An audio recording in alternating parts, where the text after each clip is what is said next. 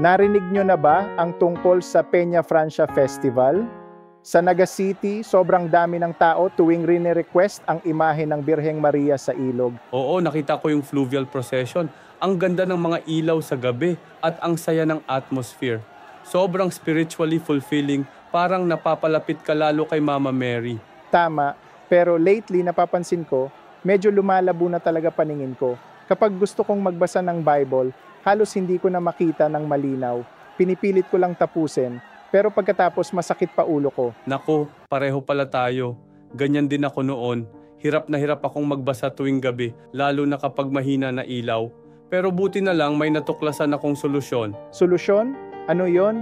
Lutein Gummies. Isa ito sa pinaka-trusted na eye supplement dito sa Pilipinas. Nakakatulong siya para luminaw ang mata at bumalik ang clarity ng paningin.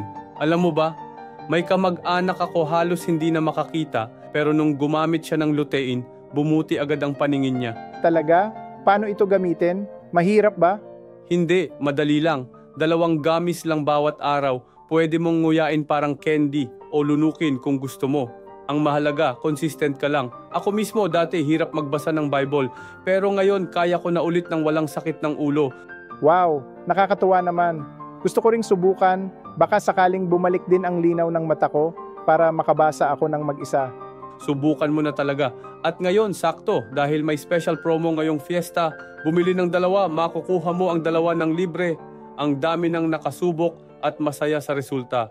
Kaya huwag ka nang magpahuli, kuha ka na para luminaw ulit ang paningin mo. Sige, gagawin ko. Hindi ko palalampasin yan. Gusto kong maramdaman ulit yung saya ng pagbabasa ng malinaw.